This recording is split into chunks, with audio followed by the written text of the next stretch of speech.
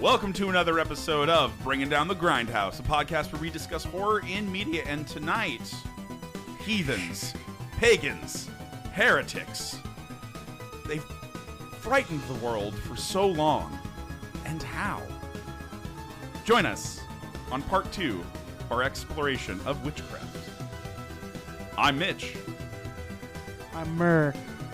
I'm Justine. I'm Jonathan. I'm Dorian, or Danko, or Pig Person, and how.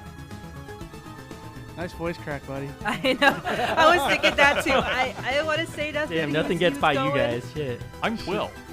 So we brought Dorian on because we'll need a little bit of guidance going over all of this.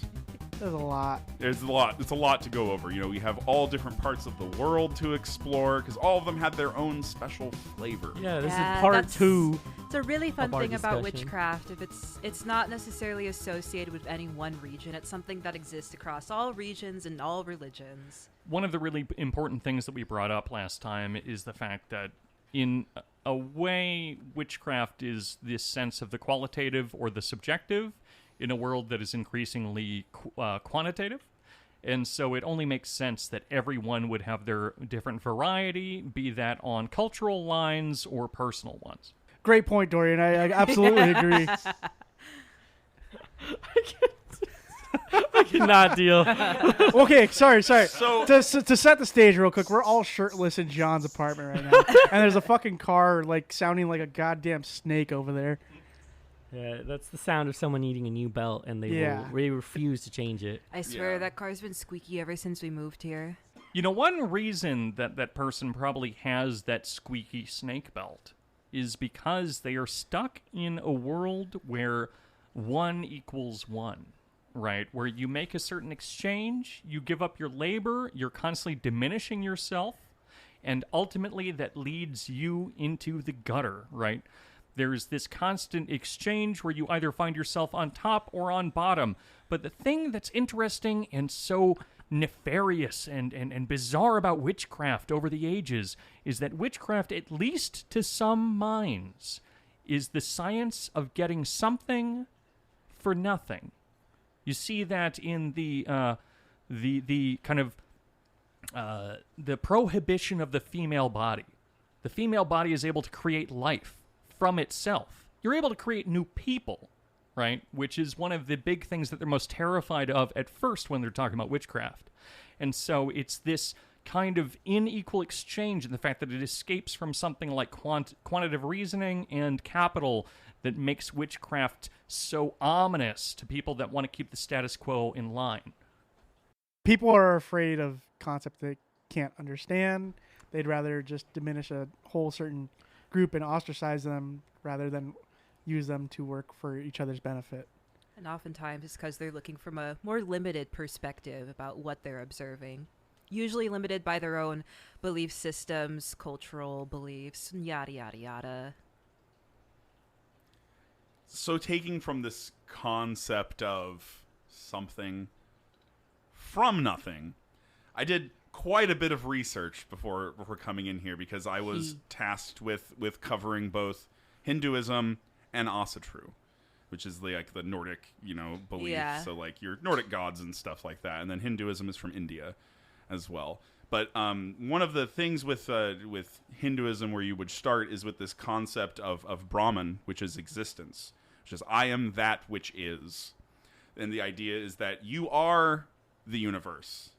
And that's sort of a concept that's around. But, I mean, Hinduism has a very complicated history as well with Definitely. all of that, too. I've always liked that concept, though, about each person being like a fractal of the universe. I don't really say I subscribe to any one religious ideology or spiritual ideology, but that's definitely something I incorporate into my everyday practices. It's about every person being a reflection of a singular part of the universe, but collectively making up the universe. Is that along the lines of people who like that belief because we're all made from the same stuff? They get down to like, well, universe is made of these elements, we're made of these elements. Mm-hmm. It wouldn't be too far to guess that we belong to this universe as much as it belongs to us.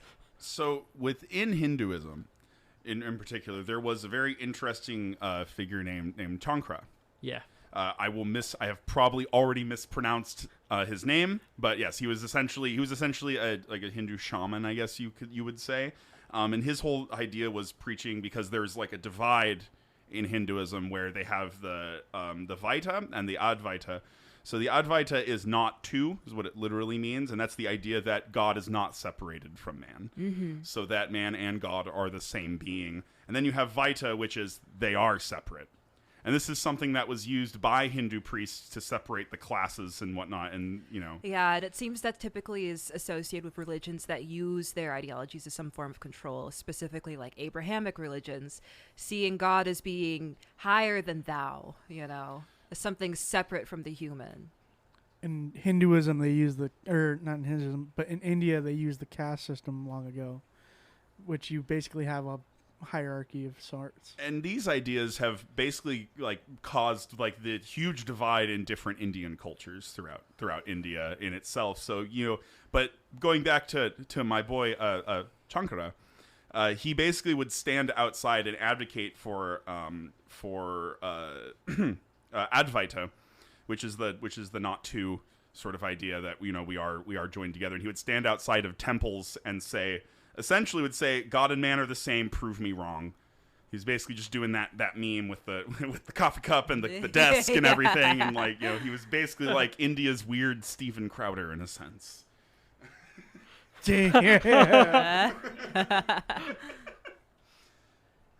Which is interesting, because if you look at like Hindu like the polytheistic side of things, all of their gods, or like, so you've got like, you know, you've got like Vishnu, Brahma, and Shiva, are all sort of one of the same, and they're viewed that way, and they just take on many different forms as themselves. That's this is probably way too much for this podcast. It's too much for my normal podcast, I think.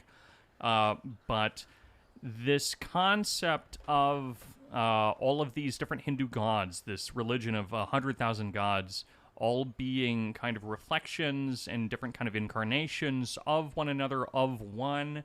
It connects into this concept by, and again, I'm gonna make a pitch. I'm gonna do a pitch through this. Go to my Instagram page, Dank Deleuze, Deluze. That's how you spell Deleuze. Anyway, so Deleuze and Guattari, they come up with this concept, and really it's kind of them modifying Spinoza and a few other thinkers, but this concept is multiplicity. And the way that they formulate it in a basic mathematical sense, and if you know mathematics, this may make more sense to you, but it's n-1. And essentially the idea is that things are all part of multiplicities wherein any kind of combination of these things does not produce a unity. And so there's this constant multiplication of everything compared to everything. Everything is constantly in interaction with everything else. And so you can refer to yourself as a multiplicity, but upon yourself conferring that you are in fact a multiplicity, you're not necessarily saying that there are many within me, but you're saying that there are many without you as well. Right? And so as soon as you were saying something like there are 100,000 gods, you're also saying that the 100,000 gods necessarily, through their n-1 multiplicitous status, they bleed into the rest of the world, and everything else in the world is also part of that. And so that's a good way of understanding, though it's maybe a little convoluted for people that don't know theory and people who do, that it's a good way of describing this concept of I am, right? So everyone is everything because everything is multiple, not necessarily just because everything is a unity. I will translate that. Dorian over here is basically just saying you are everything. Well, I would guess that it like preconditions someone to be more comfortable with the idea that everything is able to be combined that way, and so it then follows through with it on the various stories that you hear about these deities and the things that they do and everyday things. So when it comes to you are everything and everything is you, your environment and the universe sort of shape who you are as you shape it. Yeah. Right. And so this kind of comes into one of the holidays or celebrations I looked up for like the Hindu belief was Bogi, I probably have mispronounced that as well, but it was essentially a ritualistic burning of derelict things and stuff that I've heard connects about you. this. They spend the entire day gathering useless items, their attachment to different relations and things like that, and they just do a ceremonial burning of all of it. Yeah, it allows you some form of renewal, and you're able to kind of progress forward. They use it a lot to get rid of items, say, that belong to someone who may have passed. And so in order to kind of cleanse themselves and be able to move forward with that, they'll find an item related to them that they no longer use and has like kind of lost a lot of meaning for them, so they're able to progress forward. Interesting stuff. Yeah, absolutely. I also I looked up a little bit of like their one of their stories essentially for the Hindu polytheism, right? Where you have the Asura and the Deva, who are essentially like two warring clans of like essentially angels and demons. Yeah. So the Asura are more like warlike and the quote unquote evil side, and then you have like the Deva who are like the good side. And then they want to seek. They've lost a lot of people in this war between the two of them, and they want to make the elixir of immortality. So essentially, without getting too much into all of the names and not confuse everybody, they essentially come to an agreement with each other that in order to make this, we must churn the entire ocean. So they grab this big snake, and the two sides wrap it around a huge mountain and use it to churn the ocean to, like, basically lift the secrets and the mysteries of the ocean up so that they can create the elixir of life on the agreement that both of them can use it to rejuvenate their people. It's a beautiful story. It's wonderful. I think this is like part of the episode where we try to explain that although we're talking about witchcraft, it does bleed into just regular plain old religion within and religious practices for many parts of the world that are not Europe. So we will be talking about several different geographical locations and like certain religions, although they're not on the books witchcraft, their practices, their stories, and their ideals ultimately come from a place of witchcraft, even though it's not called that. Yeah, that's something that was always interesting about witchcraft. It's commonly associated with certain religions. However, just because it is associated with religion doesn't mean a practitioner of that religion necessarily practices witchcraft as well. Just some religions have this sort of spiritual mysticism element to them. It was like how Dorian was talking about last week, how the sacrificial eating of the bread and the wine, that's a witchcraft ritual, but we don't call it or see it as that. And part of something to make sense of that, and sorry, I'm doing a whole seminar on this in the morning, and so it's on my mind, and I have the book literally in my hand. I'm giving myself away, but there's this concept again by Deleuze and Guattari of the jurist priest and the magician king, right? And a big part of it's essentially, think of a political compass, right? So you have authoritarian on one end, you have libertarian on the other, yada, yada, yada. But the thing that all of this ends up boiling down to is that there's, on one side of this, something like a royal science, which is something that you can absolutely make sense of and quantify. And on the other end of it, there is a nomad science, one that constantly changes and shifts and remodifies itself and problematizes itself. And the thing is that they don't exclude one another. They are necessarily all part of the same community functioning together. And so when you're looking at something like a religious tradition, and thank you, Mur, because that's something I really wanted to bring up as well. I think that's extremely important, where, we're bringing up a whole lot of like non-Christian religions and like referring to them as witchcraft, which isn't necessarily the case, but they contain that, as does Christianity, as you noted. And it's simply because of the fact that the flexible end of this, the quantitative end of this, is oftentimes referred to as witchcraft or spirituality, whereas the other end is referred to as religion. So like this, and this is kind of, I guess you being able to affect the universe and the universe being able to affect you ties in really well when it comes to like the Asatru beliefs, which is like your Nordic peoples and whatnot, because they had this idea of the Orlais, which is what is written and what is to be written sort of idea. So it's like you tell your own story, like along the lines of fate, because they didn't believe in the idea of chance.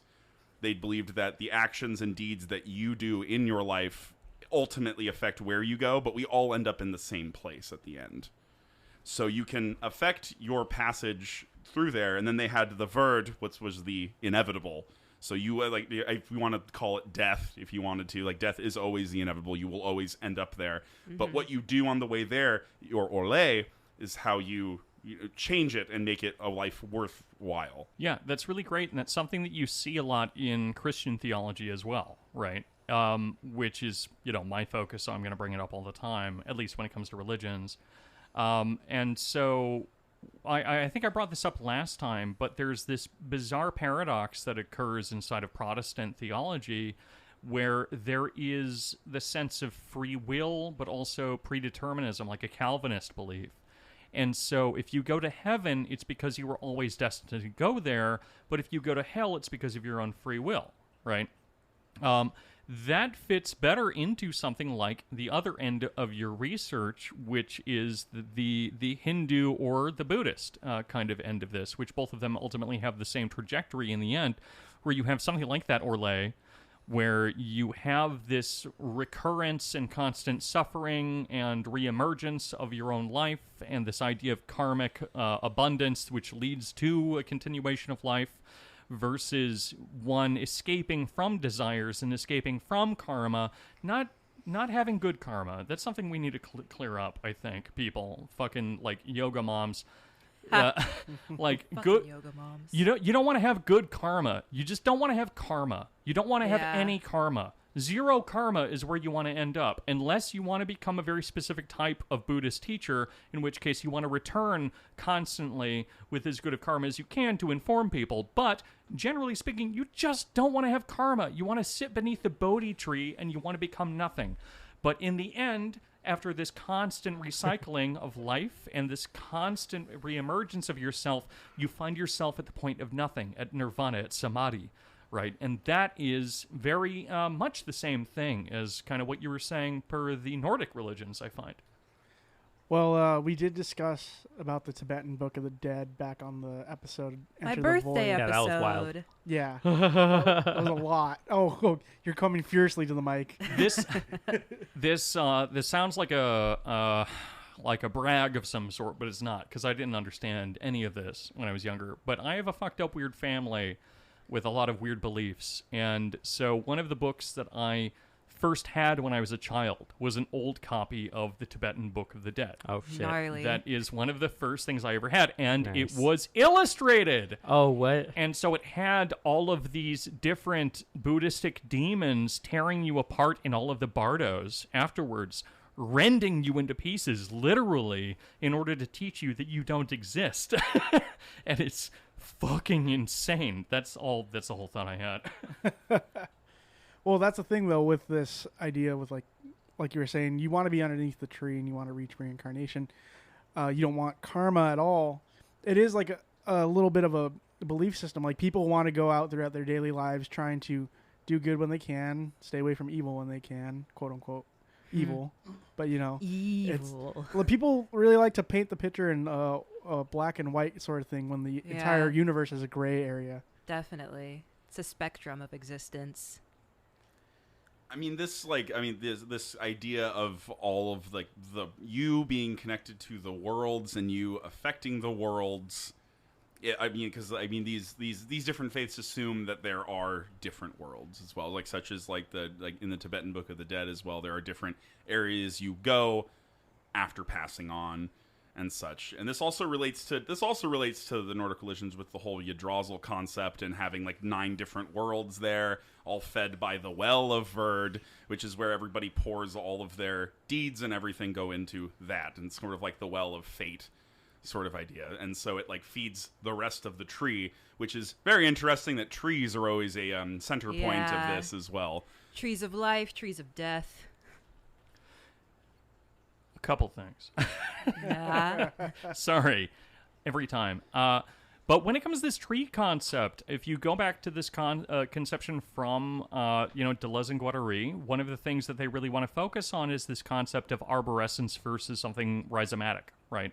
And so what that is, in layman's terms, is that something that arboress is something that constantly produces binaries. Like a tree branch breaks apart into two branches, even though it doesn't technically do that, but we like to imagine that it does, and then it branches off into two, and it branches off to two, and it's very Hegelian, whatever. And that's not actually how the world works. That's just how we like to imagine it works. Versus this rhizomatic concept where every part of it is a development of the whole, which then informs the whole, right? So every single time that something branches off, it branches off in many different ways and then informs the thing from which it branches off from. And so there's a really interesting religiosity, especially with this obsession with mold and fungus that everyone seems to have now. Like, that's a big part of the zeitgeist currently. And I feel like people are kind of getting to know this new type of spirituality that just says that everyone knows everyone through this kind of fungal logic, which, Deleuze and Guattari were, bringing up at the latter, third of the 20th century.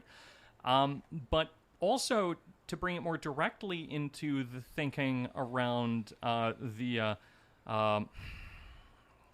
around doing what you need to do and having a certain trajectory in your life. Apologies. And that issue, when it comes to Hinduism, the primary book that's used in most Hindu spaces that I've been in, and I grew up with a lot of ashrams and stuff like that, was that out of the whole Mahabharata, they instead just look at one conversation from the entire poem, right? Which is, of course, the Bhagavad Gita. And in the Bhagavad Gita, the whole thing that's happening is Arjuna, this incredible warrior and archer, is fighting in this apocalyptic battle and doesn't really want to do it. And then Krishna comes to him and says, dude, you just gotta fucking do the apocalypse. You just gotta fucking do it. It's fine. But here's the thing, dude. You gotta do a certain type of yogic thinking. And the really important thing about this yogic thinking is you gotta remove yourself from it. You gotta do your duty and not care about it. And so this removal from that motion of exchange, it's interesting because on one end, when it comes to like Western witchcraft and things like that, which is, again, as Murr kind of pointed out, a very kind of loose concept. In the Western metaphysics, it's gaining something out of this strange kind of open space. But in a lot of things like Buddhist and Hindu metaphysics, and you could call it witchcraft, it's finding a way to still interact and feed into the world without having an effect that is ultimately detrimental to you, right? To remove yourself. And so both are ultimately about a type of removal. So, I mean, there is definitely this, at least like, so I explored both of these different religions fairly extensively. So, they share very similar concepts. So you'll see that through a lot of different pagan religions, your ability to not only influence the flow of time, but also, influence its outcome in a sense. Well, I got a question. Yeah. So we've talked about in the first episode of when we did this, we were talking about how the witchcraft is used specifically to prosecute a specific group of people. Is there something that was done similarly in India or any of the places that this is practiced where it like kind of separate it, like it created a separation that they were like, no, this isn't the religion or spiritualism you should be following. It should be this. Like there's like a dominant versus something else. So I guess you could point to Chankra's whole idea of that they're like, God and man are the same. Right. They are both one. But then there is the opposite of that, which is the Vaita, which was the idea that they are separate. They are separate. That God and man are separate beings, and then why would you believe any other way? That's so silly. We are beholden to these, beings and whatnot. So I guess you could say that was in a way used to persecute classes, in a way. So you believe Advaita, so. But so you are lesser than me who is actually beholden to these other... sort of to try to diminish the idea of the hierarchy and to allow people to sort of more easily blend together to be like, well, actually, we're not living in this hierarchy because there's much greater things. Yeah. There was a group that would argue for that. Oh, gotcha. But there was also the group that was essentially what you could argue that it is the reason why India has like a divide that it has now culturally is because of like these Hindu priests basically, using that as for like a classist sort of means to an end. there are certain portions of Hindu culture where, in fact, the higher castes are able to do things like eat beef, right? And so the sense that there are prohibitions that are placed against people that stop applying at some point on the way up is telling to me from a Marxist perspective. But also the sense that there is the extreme violence towards women that is often seen, as well as this concept of the caste of the untouchables, also continues to press this kind of Marxian theory of faith and religion that I laid out in the previous podcast. I mean, in like the old Nordic stories, there's like the Vanir and the Aesir, which are, you know, the Aesir are essentially your Thor, Odin, etc., etc. You know, that section of gods, the really famous ones. Most of them are attributed to war and whatnot, which I think we view as a fairly masculine concept, typically. And then you have the Vanir, which is where like Freya comes from. So you have, you know, and like Noldor and Freyr also. But I mean, Freya herself was, in the stories anyway, is seen as the one who has the control over magic, the ability to see the future. And so there's actually a war between the two of them for quite a while, until both sides end up realizing we're equally powerful and we can't really destroy each other, so we might as well just join up, because that's how things are going to be. That feels like a common shared thing amongst a lot of spirituality beliefs, that there is a battle that is ongoing and that you can join sort of either side and help with that. Mm-hmm. I seem to hear a lot about modern spirituality where you're able to do some sort of work towards that, and it ends up being specific rituals or practices that you can do on your own to assist either yourself or other people around you. That seems to be something that's common. I believe I brought this up at the end of the last podcast, but there's an etymological tie behind the word grammar and glamour. And I was talking to you a little bit beforehand, Justine, about glamour magic, right? Oh, yeah, a little joke here. And I think that's important, because when we're talking about this idea of grammar and regimentation and war and everything having to make total sense and be mathematized, and placing that in a space where it is not just seen as equitable, but also kind of in a superstructural way, like believed as equitable, that glamour and beauty and aesthetics and thought are equal to the power of war, is an extremely telling and interesting thing about any one of these belief systems. And the really interesting thing about something like the Viking belief systems, and I only really know the Viking belief systems through Western Europe and through Iceland, and so I'm missing a lot of it. But my understanding of it is that it is deeply informed by a lot of the strange paradoxes that exist inside of Christianity, but also it is informed in some way by a lot of the beliefs that are passed on by someone like the Aryans of India, which, apart from popular or racist belief, are not in fact a race of people or a type of people, but simply a caste. So a caste passing on a certain type of knowledge. And so this balancing between grammar and glamour, between war and aesthetics, is something that's very present in all of these belief systems. Myrrh. There's so much knowledge. I can't contain it. So knowledge. I mean, if we go back to like, you know, like your like Nordic ideals, you have things like, especially when we're talking about structure, you have like the 9 noble virtues, which I think might be a fairly like new age concept. Because a lot of what the Nordic people did was spoken. It was oral tradition that was passed on. But yeah, it was probably more nailed down as people got more specific about what they thought it was. Yeah, I mean, when you start reading things like, you know, like the Poetic Edda, so that's all of like the stories and whatnot. A lot of those, which was written by Snorri Sturluson, who was a Christian, by the way, which is very interesting. So he decided to write down all of these things as opposed to the, you know, your traditional Nordic person who did not. But and then you have like the Havamal, which is like Odin's teachings, which a lot of them they're really funny ones. Like eat food before going to your friend's house so that you're not, cranky when you get there. That's real as fuck, just though. life Yeah, hacks. really though. Yeah. And then, exactly. Like Odin's life hacks, essentially, is what that Oh book my God. is. And it's like, a lot of it's how to be a good host. Don't get, like, one of them is like, don't get so drunk that you can't remember what you did that evening. Fair. Which is so interesting coming from a group of people who have been assumed by, like, popular culture to just be a bunch of drunk, marauding idiots Right. for the most part. Constantly For the getting most drunk. part, yeah.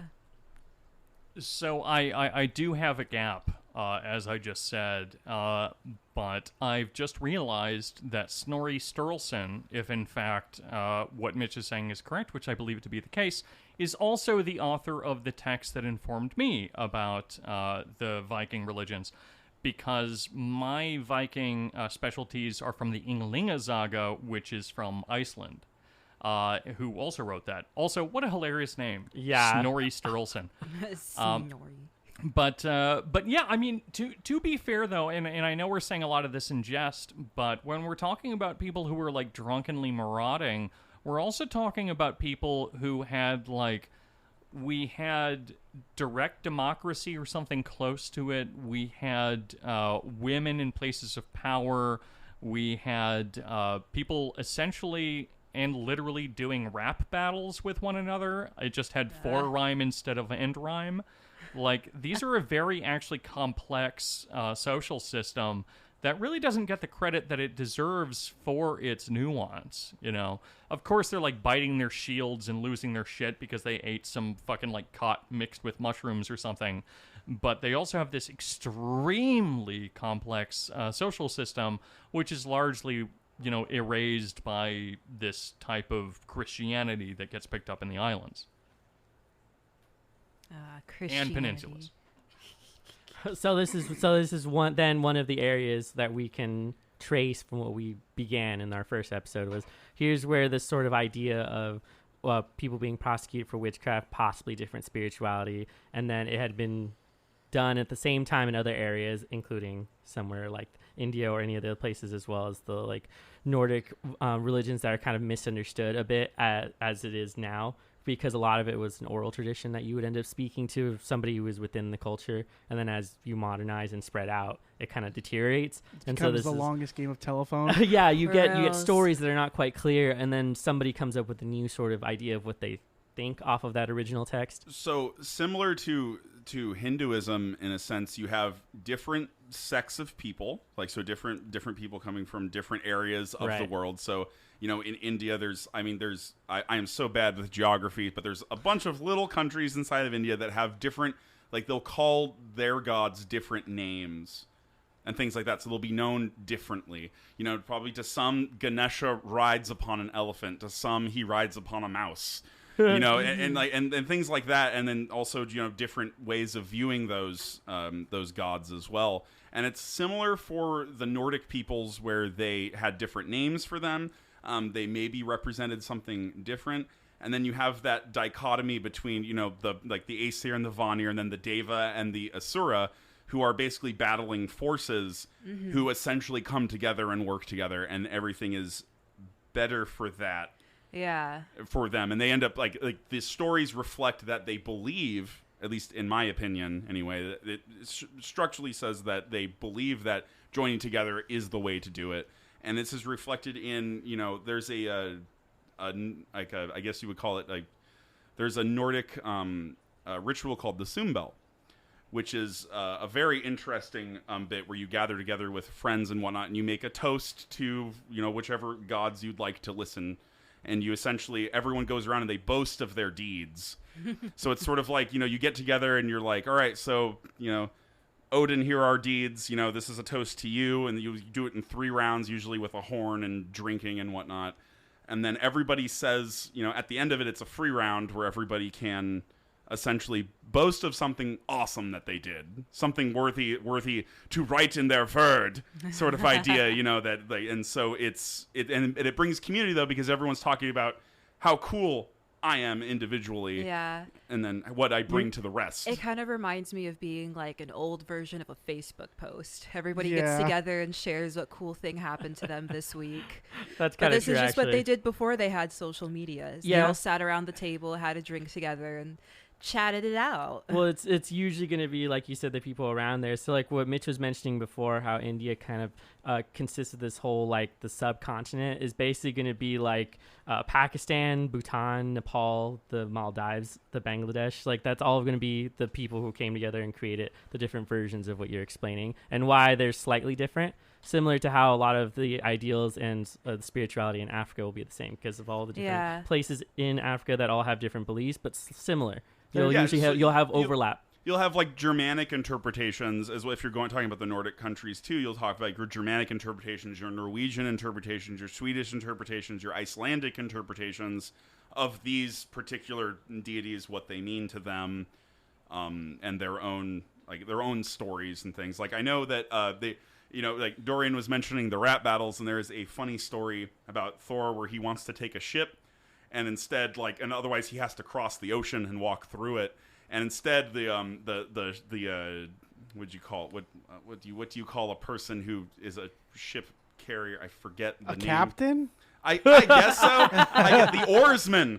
There you go. I guess you'd call him something along those lines. But essentially what happens is in the conversation, the oarsman gets incredibly more insulting, and it turns into them having essentially a rap battle with each other until Thor is just like, you know what? Fuck you. I'm just going to walk across the ocean. Yeah. I don't need to deal with your bullshit, and I'm going to carry this whale with me too. Just for funsies. Well, there's also this idea of purification, which is seen throughout multiple countries. I looked into the Shinto religion, and purification is in there, but a big part of the Hindu religion is going into the river. What is that? Ganges. Ganges, thank you. The river Ganges, and dipping yourself in it. It's a very dirty river physically, but spiritually it's a very clean river. And so one cleanses oneself when they go in there and they do the ritual and they come out cleaner. However, not really physically, but spiritually, yes. Right. And this is something that's really common, and I believe, Justine, you were focusing a little bit on like Greek I was just work, about right? to say, yeah. Right. So were you about to bring up like Lethe Lake and things like that? I was just going to bring up specifically how they go about doing rituals. I forget exactly what the name is. There's several parts to how, well, we call it, the Greek paganism is called Hellenism or Hellenistic. Right. Yeah. And one of the things that they practice before doing any sort of communion with deities and spirits is to cleanse yourself both physically and spiritually.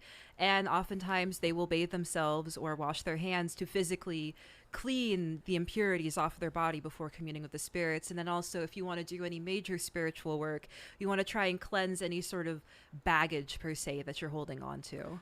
One of my favorite texts in the world, and this is Roman rather than Greek, but as many of us, I think, are aware, they are almost the same thing in a lot of ways because one just steals from the other. Pretty much. But Virgil in the Metamorphoses, one of the best poems/books I have ever read. I love it so much. It's so funny and so brutal and so interesting. But at the end, he goes over the variety of apotheoses. Or apotheoses, rather. Sorry. And what that means is one becoming like a god. And the way that process always occurs is that you are in some way cleansed by generally something like, this is going to be crazy to Christians, but something like liquid fire. Whoa. And then you are made into something like a star. And we have Hercules, we have at least one of the emperors, we have Virgil himself, who was made into one of these. But if we draw it back slightly, I have a couple little things to say. I'm so sorry. I'm sorry I'm like this. But there are 4 rivers of the afterlife in Greek and Roman mythos, right? And 2 of the most important and interesting rivers that you have to enter into and kind of root around in after you're dead are Phlegon, which I'm pretty sure I'm pronouncing wrong, like I said, did not focus on that, and Lethe. And Phlegon is the river of fire and wailing. So it's where you have everything burned away. And the other one is Lethe, which is the river where you forget. right? And so it's this purification through water and through fire that turns you into something that's able to be passed along, which fits in really well with something like Hinduism. It fits in really well with really all these beliefs. I have another thing to say about Snorri's stories, which is very fun to say, but I'll perhaps give it a moment before I do that. So I think then at this point we should move to a different area. Yes. So I think to me, in my mind, it makes sense to move east and move into sort of where like Japan would end up. Oh, hello. And another part, because even if you just go a couple thousand miles east or west, you're going to get something drastically different because of the conditions of the people there. You could even go up into Russia and you get something completely different. So while I think Mur preps everything that he has, because I believe you're doing Japan, right? Correct. Hell yeah. That's really exciting. I love this stuff. But I just want to tell a little story that Snorri Sturluson tells. A Snorri story. A Snorri story. It's so fun to say. So fun. That's catchy. And I'm sorry. I tried looking it up. I don't have it around. I did, in fact, write like this lengthy paper on this, and yet I still forget the guy's name, but it doesn't really matter because he's an asshole. Fair.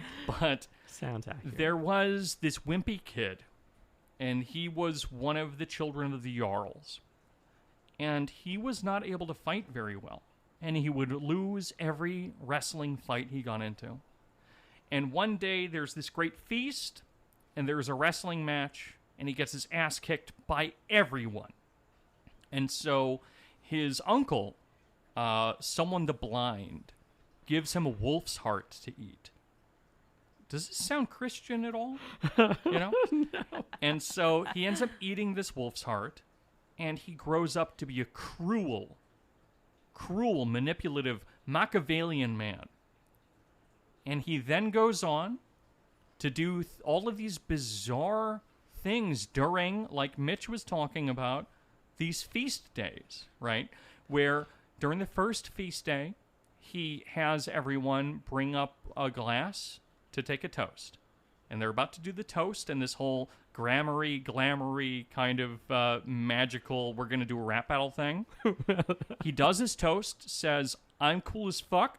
Fuck you guys. I don't care." He leaves the room, and he lights everyone on fire. Oh, my God. Bless. All right, then. Right? This guy's a piece of shit, and so he kills all the Jarls. Oh. And he becomes the Jarl. Yeah. Like, he's daddy now. That's some Game of Thrones shit. Eventually, he also gets lit on fire and dies. But that is the general kind of shtick of this, which is that there is this reciprocation that happens during feast days that's extremely important. Oh, gotcha. And if you end up, if number one, you end up stepping outside of your own capacities as someone that has like an ability, right? If you cheat at something like wrestling or maybe at capitalism or something, then you're a bad guy. But also, if you make a trade that's bad, right? You're also a bad guy, right? And That's so a great parameter. It's really fascinating. But yeah, that's my story. That's my Snorri story. Thank you for your Snorri story, Dorian. Yay. Yes, this is great. Damn, that's amazing. And now we're getting on to our Oh, cart, and we're shit. shipping out east. Oh man, now I gotta wake up. Okay. It's like I would assume it's a lot, considering there's several thousand years of change. Yeah. And it goes into modern times a little. It's really funny. Yeah, yeah, definitely. There's an embrace okay. of tradition. So my area was Japan. I looked into it extensively, and I came up with a lot of what we've already been talking about, which is the religion of Shinto. Like we said before, although not witchcraft or categorized as witchcraft, the many religious beliefs that are within Japan through the Shinto are very mirrored in the way that they are witchcraft, but not classified as such. So I will be discussing that right now. So this was a 4th century religion, and it is indigenous to Japan, so it started there. It also mirrors somewhat a little bit of Buddhism, or like Buddhism had here's and there's with them, but ultimately Shinto is Japan's religion. It is their number one kind of thing, other than like Christianity and Buddhism as well. Which is, I feel like, unique in the sense, because at most of the other ones, you'll find that they're speaking about a place that's been colonized. Right. Really heavily. Whereas Japan did deal with something as far as like the westernization that came in a different form. it wasn't it wasn't necessarily the same that you might see in, say, like India, where Britain was just like, we're gonna stay here and like take over for however long you guys are gonna listen to what we're doing. And I have some shit to say about colonialized Japan. Yeah. Oh yeah. Christianity there. That's the most brutal, maybe. Yeah. So I'll continue by saying the main belief of Shinto, as like also mirrored with the Nordic religions, is that all things have a certain energy to them. It is known as kami, which translates to Japan's word for God, spirits, or powers, and that there's a respect for each living thing through kanagara, which means maintaining the natural order of kami. And throughout Shinto, the ideas of spirits and demons and aberrations also hold true, and they carry through to daily life within Japanese daily life. This is through like shrines as well as ritual ceremonies that are to protective elders and spirits who are also said to still live in the same realm. So basically they take these practices and they do them on a daily basis. There's a daily basis, a weekly basis, monthly basis, yearly basis for all these similar rituals that they do. And like I said, not categorized as witchcraft, but very similar in regards to it with the beliefs in their system. So these rituals can be very small, such as like sumo wrestlers throwing salt around the ring to purify it, or large scale like ice baths where at the end of the year during nighttime they will throw ice cold buckets of water on each other. Basically, like a lot of purification is mirrored throughout most religions, because dealing with spirits you have to be somewhat, I don't know, clean, I guess, or something of the sort to like cross over and connect with the other side. Is this similar to the idea of like if you don't cleanse yourself, a sort of residue stays with you, like from things that you encounter throughout your life, which can include like spirits that come from certain places that you visit, or even people that are kind of left behind, spirits and things like that. That's why there's so many cleansing rituals. Yeah, I ultimately believe that. If you go to a tour of Japan and you go to one of these like sacred ritual sites, they will have cleansing stations where you have to do a specific one for your hands, sometimes your feet, but majority of the time it's a very specific one for your hands. And then you're going through many of the Patagonias, or like those rigid shrines that you see, like the door with the, you know what I'm talking about? It's like an door. entrance. It's like an entrance. Basically, these are the entrance to the holy places of Shinto. Oh, so it's like a marker then. It's like a marker because you're going to the other or the out there, basically in the religion. Yeah, you're going to the world of the kami through these doorways that they set up, which I actually love. I love the symbology behind so that. much. Yeah. But my next note actually does bring up what you say. So the Shinto belief has its ideals in purification before starting, to stay right through honor and honesty and truth, and to stay away from what you were saying earlier. It is called urami, or grudge. Does the Grudge movie make sense now? Yeah, because if it stays with you long enough, it'll end up being this corruptive power that changes you in a lot of ways. So the idea, if you do wrong, the kami within you will then become evil and seek revenge. So sort of like the grudge that always follows you in that movie, it was a big personification of the ideals from Shinto religion. Yeah, I'm sure this also has overlaps to how they expected you to behave with other people. So kind of the moral system that they were working with during those certain time periods. I mean, this overlaps with, I mean, we already discussed Hinduism and Asatru really extensively, but this also overlaps with, you know, like, this is probably the last time I'll bring up a story or a story or a Nordic story, but I wanted to riff on my Nordic boys real quick, you know. But like Ragnarok is the great purification of the world, essentially, where like all of the gods die and then man is reborn again without the gods entirely, which is really interesting. But also it reflects like in the 9 noble virtues as well, like honor and truth and things like that are also something that's heavily emphasized. I can't believe you didn't even talk about Ragnarok, dude. That's a huge one. Yeah. Right. and to tie it into the other end of it, when it comes to Hindu religion, we are, in fact, apparently, in the middle of the Kali Yuga, right? And the yugas are these cycles of time that pass by and ultimately lead in a cyclical pattern from, you know, this golden age back into this fucking boring hellscape that we live in now. And it goes back and forth and back and forth. And so, again, this is something you see repeating. And I think that it would be probably aberrant to not bring up that it doesn't exist so much in a cyclical way for Christians, but Christians might just have a very short-term view of things. Yeah, I would think so. That's fair. We're going to kill it and fuck it. Okay. Circling back to what I was saying. So, does anyone want to guess how many shrines there are currently in Japan? There's a lot. To Shinto. It's got to be thousands. 200,000. Anyone else? 500,000. Okay. Go ahead. 1 million. Okay. I'm okay. just kidding. No. I want to say like probably close to 3,000. How many people are in Japan? Don't hit me with that. I got to look that up. I would assume a few million. At least a few million. Yes, smelly. Melly million. Yeah. That's 125 million. Is that what that says? Yeah. Yeah, that's a couple million. Yeah, that's a couple. Wow. It's really in the million. Just Dean won the Price is Right round. Yeah, for real. So that's not surprising considering they probably have a bunch even in their own homes. Sorry. Right. So the population is 125 million. Oh, okay. Oh, okay. Sorry. So how many shrines are there? Yeah. 80,000.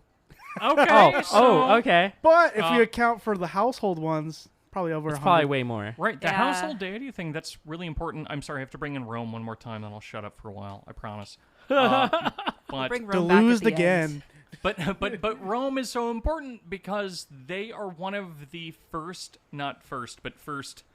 modern-ish representations of household religion, right? Where you still have a unifying religion where everyone follows it, but everyone still has their independent religion they're that they adamant get to about follow. keeping some of the things that you have there, so they don't Exactly. strip you completely. Everyone has a family shrine. In fact, in, again, the Aeneid, again by Virgil, he's so good.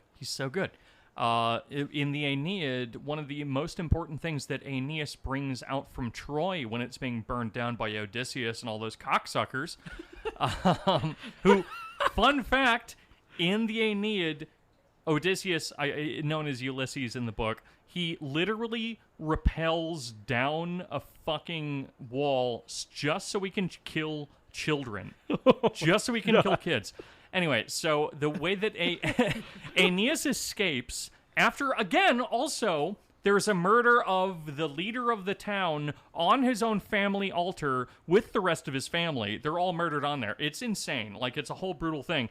And so Aeneas still takes his time to pick up his family altar as well as his father and carry them all on his back to leave. And so family gods are extremely important at this stage, and still, just we don't phrase it in the same way.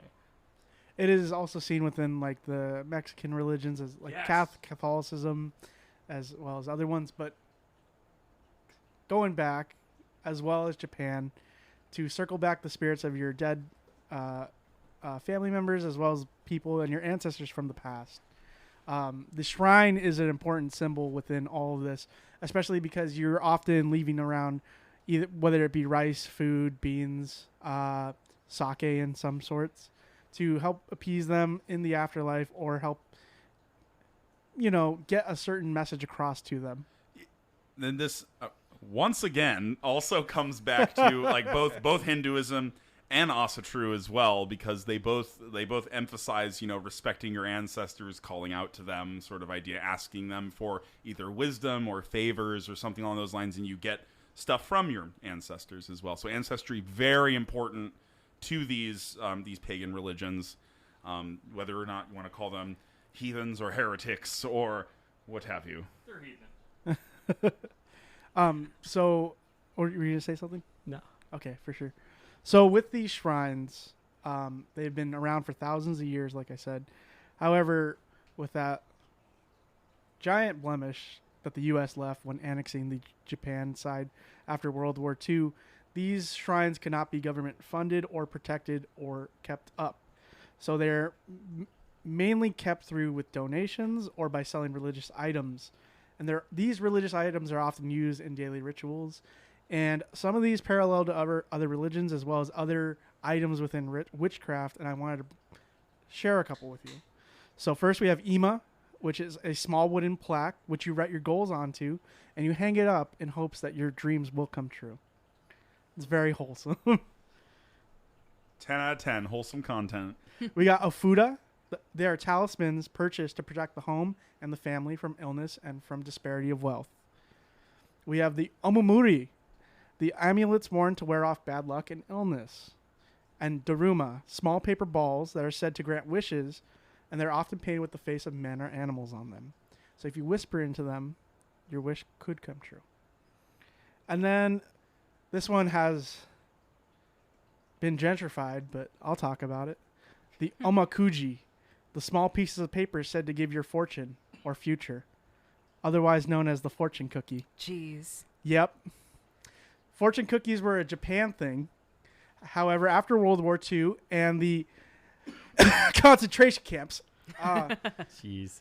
Japan was at a smaller population within the U.S., so the Chinese, at the time, with their Chinese restaurants, took upon them to look at Omakuji and take it to their restaurants and use it within their food so that they could get and capitalize on this certain ritual so they could bring it to what it is now known in popular culture as the fortune cookie.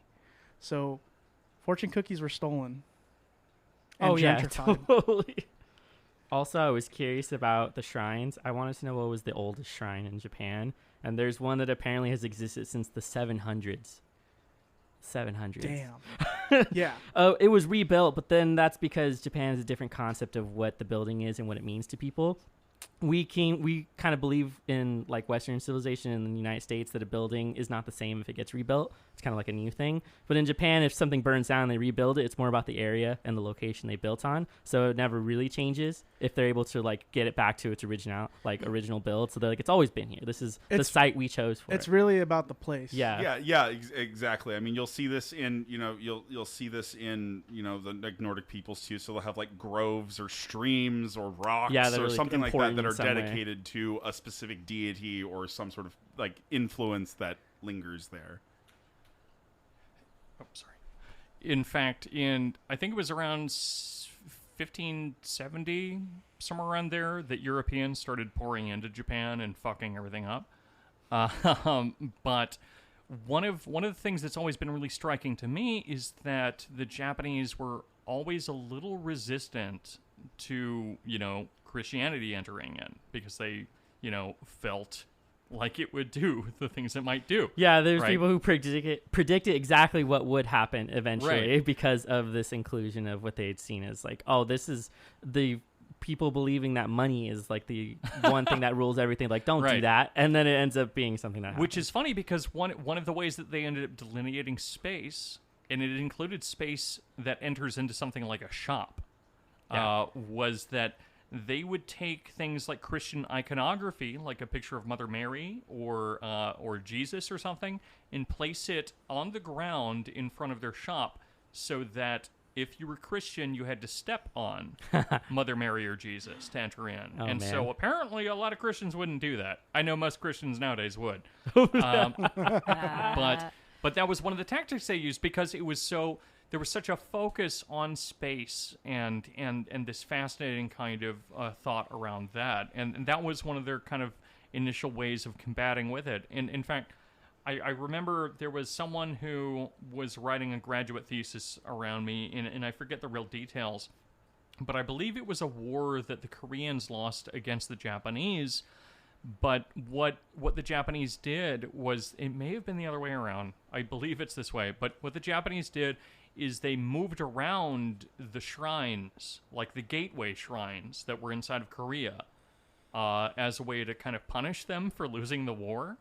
And it just like essentially fucked up the motion of the city in a way that only like the French could sort out, right?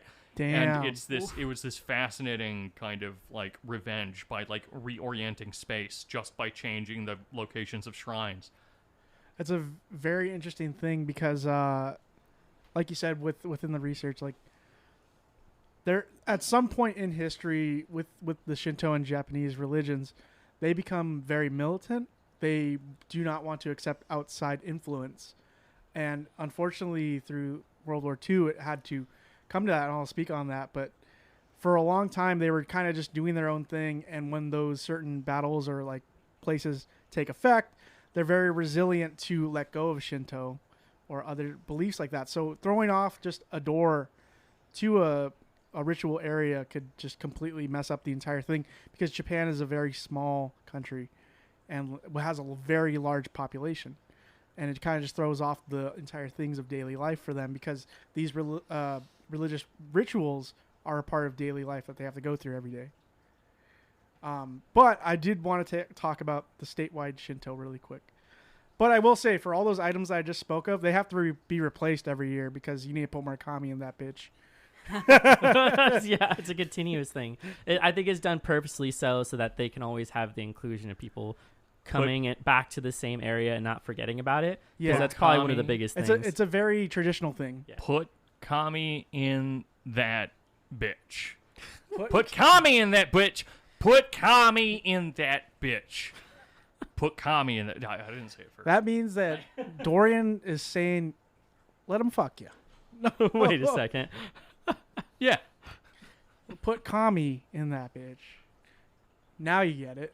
It's a double entendre. I mean, you also have, like, do I have specific examples? Probably not. But there are. Man, but there this are started off so examples- strong. Right. But there are examples of pagans being converted, or faux converted, like they pretend, and then they input their own beliefs and whatnot to coincide with Christian ideals and things like that during that conversion as well. You're giving me a great segue into mine. oh, man. Yeah, I was about to say. I'm almost ready. I'm almost done. So boys. everyone has a segue, so I'm going to steal it, and I'm going to ruin everything, and everyone's going to go quiet after I tell my story. But Hakon the Great, who then went on... people are freaking out right now because they know what's up. So Hakon the Great was then transferred to Hakon the Bad because Christians took over. But Hakon the Great, what he did is he invited a whole lot of Christian mercenaries, or not mercenaries, I'm sorry, missionaries. Same thing. Yeah, mercenaries. Same thing. Yeah. It's accurate. He invited a bunch of Christian missionaries. I almost fucked it up again. Over to his home, and they all came over and they got to the beach, and he said, "You know what, guys? Fuck it. Never mind. Get back on your boats." Just kidding. Boats are locked. Walk into the ocean. And so they walked in the ocean, and some of them lived. I've also heard the story that they put them on the boats and then they dropped them off in the middle of the water. Jeez. I don't know which one is the case, but one way or another, a lot of people drowned for being that's so great, missionaries Dorian. or I love mercenaries. that. You I know, love that. one way or another. Ditto. That's a really great story. Wholesome. We love to hear it. Inshallah. All right, I'm going to finish my segment because it seems like you guys have a lot to say. Yeah, here So- comes Jonathan. He's Yeah, ready. he's to go. ready. He's like rubbing his hands together. You can see his beard perking up. So much good shit. All right, so statewide Shinto. This is a concept that was around the 1800s. It was sought to eliminate all outside forces that wished to change or modify the Shinto religion. They got really closed off and didn't want outsider forces coming in. So, thus was the distinction between God, emperor, and country. And basically, the emperor was chosen to be a god at this point, or seen as a god at this point. Essentially, because kami is kami, like we said before, is the definition. It is God, spirit, or person. Everyone is kami. So in a sense, it is like what we were talking about before, where you are everything. You are God, right? In your own world. However, with the statewide Shinto, it was sought to believe that the emperor was the god at this point. And after the U.S. gained the control of Japan after World War II, Emperor Showa of the Showa era, also known as Emperor Hirohito, Japan's emperor, was forced by the U.S. to tell his people at the time that he was no longer God, that he was a human man. He was on live television, on the radio and everything. He was meant to denounce Shinto and say, I am not a god, I am a man. And this was taking a binding to the Shinto, and basically the U.S. was trying to use this to tear it apart and basically make people step away from it and let the religion die out. Because if with the statewide Shinto and the very militant belief, if their emperor denounces himself and claims that he is a man, then the power of the kami will then subside and the religion will be sought after and genocided. Because, yeah, but it didn't fucking work. Yeah, I was gonna say that shit didn't work though. Oh, that's awkward. To their surprise. Yeah. Oh, jeez. Yeah. Yeah. So, basically, they try to destroy Shinto. Yeah. And that bitch bounced back. Yeah. I mean, that sounds about right. And that's the thing. And to this day, these rituals and beliefs are still practiced daily, weekly, monthly, and yearly. And that is my oral lesson on the Shinto religion of Japan. Thank you. Yay! Thanks. Gomer! What, no one else is clapping? Oh, Really? yeah, I'm clapping. Yeah, fuck off. Yeah, fuck yeah. That's right. That's right. All right. Segue to someone else. Bam. To someone else. Yeah. All right. Hit it, John. So I want to talk about what became known as Brujedia in Mexico specifically and parts of Cuba and certain South American countries. That's Spanish for witchcraft. Literally translates to the regular Spanish word is witchcraft. It's not like anything else. There's no multiple meanings. It's like that's the one meaning out of it. That's what I said. And this one you have to actually go back. We have a timeline that we've sort of set up on how all this sort of spread out. This was the colonization of Mexico, Latin America, Central America, all of the Americas happens around the same time that you see these people who are studying certain religions in Europe who are fleeing certain parts of their world because of the kings or queens or whoever there who's like, don't do this here anymore. And so they decide they're going to get on the boat, go over to North America and start colonizing all of the people there, which includes all of the Native Americans and people who are already existing in this country. And so there's no way to talk about what became modern witchcraft in Mexico without talking about the colonialism, because it ends up forming a lot of what is experienced there, because the idea of witchcraft didn't really exist until after it was colonized. So it ended up being something that showed up in the early 1500s. So basically when you first started seeing the witchcraft and the witch trials happening, this is the same time that colonialism was happening. During one that of the time most period. interesting times in the world. Yeah, the there's just so much 1500s. going on Holy at shit. the same time. Holy shit. Are you safe anywhere? No, there's literally not a not. place on Earth I think that was kind of safe from anything at that time. This is also deeply interconnected with slavery that happened and pulling people from Africa and bringing them to any part of the Americas, and that's why anyone who is from Africa or anything you hear about is usually referred to as Afro something. And so in this case, a lot of the spirituality that came to Mexico and to other places is going to be Afro-Caribbean, because they ended up landing in those specific areas and blend it with whatever culture there is. And in a unique way, they're one of the places that was completely and wholly dominated and colonized in a way that's much different than you see in Japan. Japan was never formally colonized. They didn't have anyone come in, completely take over the land, change their religion, change how they do, and then have their whole culture change because of what happened. The people in Latin America are still living with what happened in the 1500s because you have it in the bloodline. You have Spanish that's still spoken in a place that did not originally speak Spanish, and you see it in people's genes, where you have the really strong Spanish genes that showed up because of the colonialism. And so the idea of the brujeria or the witchcraft that showed up later wasn't even about the spirituality, and it was more about a rebellion of the hierarchy that existed during that time period. Snaps and so all around. This is something that came about to join the idea of we wanted to get rid of the hierarchy, become more of a community, very close to what you'd see in communism, but not quite the same, because they were integrating pieces of Catholicism with things that they believed in their own, and then old pieces of their belief systems and spirituality that existed with people who were native to the area, so the Aztecs and the Mayans. I need to do a pitch for someone else. Yeah. Which is, he changed his name. Is a weird choice because it does not point to this in any kind of signification sense. But it's Bjorn Deleuze, Bjorn Deleuze. But he is a practitioner of an African witchcraft, and has sent me a lot of packages for rituals that have been, even in my own strange skeptical sense, very satisfying and wonderful. And he's a very knowledgeable person and also very combative and Marxian, and so he's very fun to talk to. but I might check him out on Instagram. But yeah, when it comes to this weird, like, colonialized space of both South American and African witchcraft that's been, like, morphed and has to rebel against it, he's a cool guy to check out. Just saying. Like you're mentioning, it has a lot to do with the idea of whether or not the people within the area that was colonized, whether they're going to assimilate or not. And that sort of created this divide of people who accepted whatever had happened to the country, or people who were like, no, I don't want to have anything to do with it. There's even modern interpretations of this where people refuse to speak Spanish in Mexico and in other areas because they're like, this is a colonized language and we're not going to speak it. We're going to speak the native dialects of the area. And that's starting to gain a lot of momentum in recent days. So this is something that's really interesting. And it's a change in the ideas of what has happened, and they want to embrace the sort of lost culture. Yeah. Because they were very actively destroying the cultural ideas. They were destroying monuments, temples, getting rid of any documents that were associated with things, the same way that Native Americans are losing their culture in North America. In the last 20 years, I want to say that we've lost, it's probably more than that.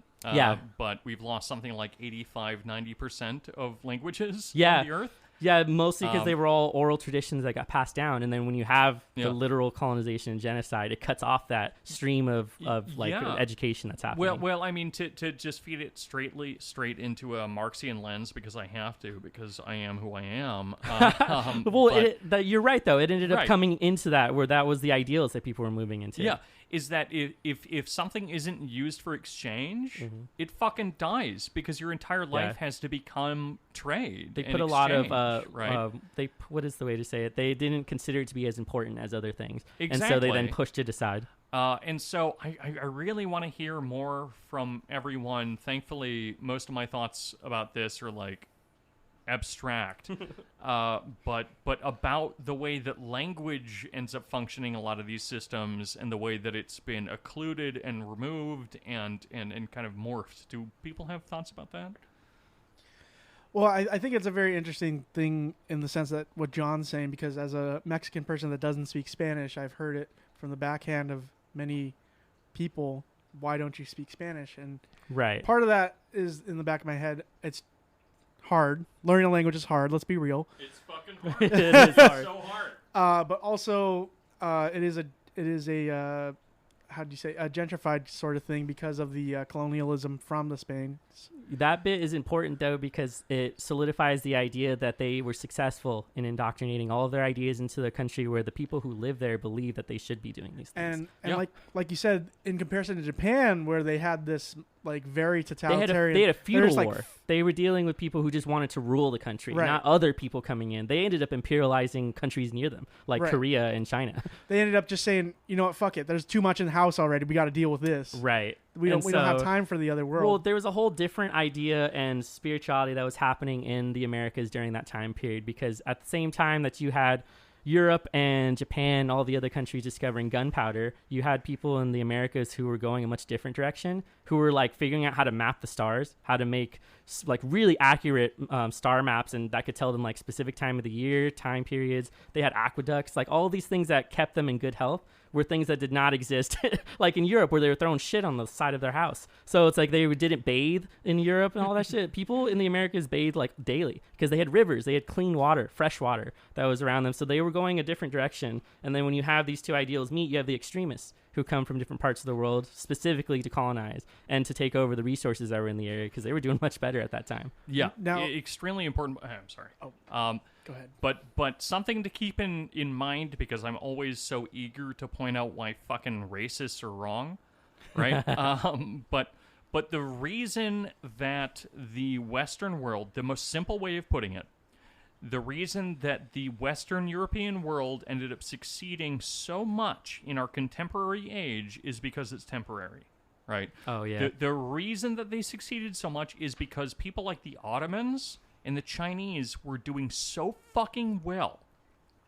And because Western Europe had put itself into such a nightmare debt ontology shithole that they had to find weird specific ways to work things out. They ghettoized themselves and had to sort out very specific ways to make everything function. And guess what's gonna fucking happen eventually, guys? Like, you fucking white supremacists.